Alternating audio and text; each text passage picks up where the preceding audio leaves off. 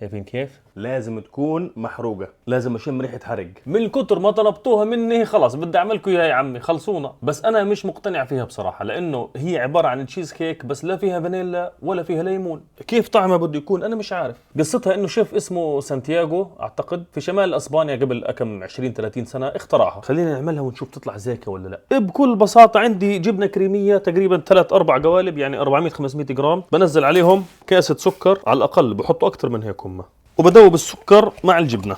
طبعا بدنا كل المكونات تكون بحراره الغرفه عشان نعرف نخلطها، خصوصا البيض. البيض لازم دائما يكون دافي في الحلويات. وبدي 4 أو 5 بيضات وبنزلها وبحركهم واحده واحده. هاي في قشره وقعت هنا. 3، هاي 4. هاجت الاشي الوحيد اللي بده يكون بارد هو كريمه الخفق او الدبل كريم، بده تقريبا 300 ملي وبخفقها.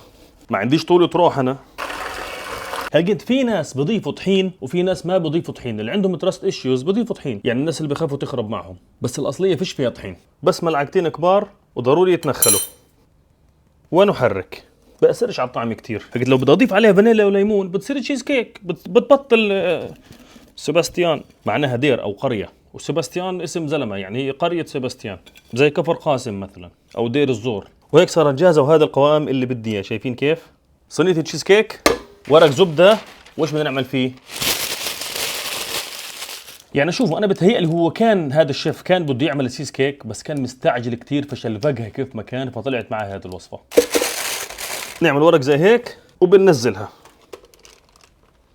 بكل بساطة. بس وصفة التشيز كيك تبعتي يعني شتان اللي ما يعملها راح نص عمره. كتير بعتوا لي قالوا لي أزكى حلويات في حياتنا بناكلها، يعني تكاد تكون أزكى من الكنافة كتر ما هي طيبة. أنا ما بحب الزيادات اللي طالعة هاي.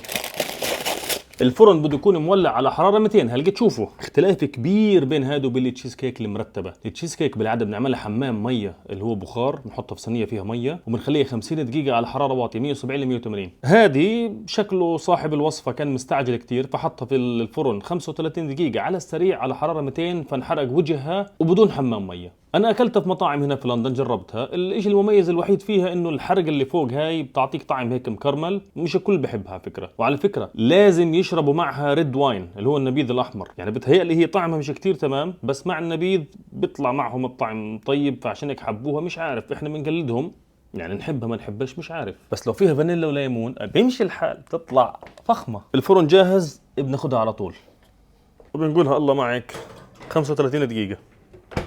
والله بعد ثلث ساعة بدأت تاخذ لون. شايفين لونها كيف؟ في ناس بفكروا انه لازم يكون لونها ذهبي شوية، غامق شوية على بني. لا، لازم تكون محروقة، لازم اشم ريحة حرق. ممتازة. هجيت على عكس التشيز كيك، بدل ما نخليها في الفرن ترتاح ساعة، بعدين على الرف ساعتين 3، بعدين في الثلاجة 6 ساعات، بدي احطها هنا مباشرة، اطلعها من الفرن مباشرة بعد ما تستوي. شايفين الهزة هذه الهزة المطلوبة بدي اياها. خليها بخليها ترتاح لك ساعتين 3، تبرد تماما، تاخذ حراره الغرفه، بعدين بدخلها في الثلاجه ساعتين 3 وبتكون جاهزه. يعني نطلع مشوار ونرجع. هجت بعد ساعتين بحسها بردت نوعا ما، هجت بحطها في الثلاجه 3 ساعات على الاقل، او لانه تاخر الوقت اليوم واشتقت للبوبو بدي اروح على البيت وبكره برجع بكمل. حبايبنا اللزم بتكون بردت واستقرت 100%. وسع ايها الخبز. حبايبنا اللزم ورجعنا ثاني يوم، طلعتها من الثلاجة قبل تقريبا ساعة عشان تاخد حرارة الغرفة، وبدنا نقول بسم الله.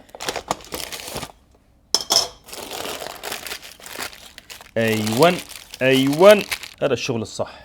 يا سلام ممتاز. كان في لها سكينة مميزة هياتها. بدنا ناخد جطعة ونجربها. طالع معك. شايفين كيف؟ هيك هم بيعملوها. هاي نزلناها. أبي بسم الله. بدي أحاول أكون صريح معكم قدر الإمكان.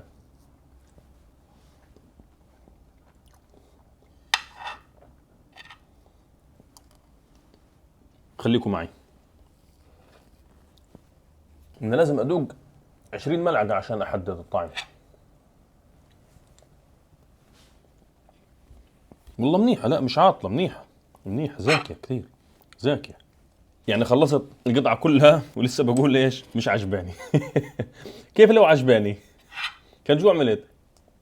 بس شوفوا علي، اذا مغلبين حالكم ودافعين كتير حق المكونات اعملوها تشيز كيك بدون البسكوت اللي تحت، حطوا فيها فانيلا وليمون. يعني مثلا هيك 8 من 10، لو حطيتوا ليمون وفانيلا بتصير 10 ونص من 10. مين لسه ما جربش التشيز كيك تبعتي يا جماعة الخير؟ والله راح نص عمركم. بنقطعها وبنوزعها.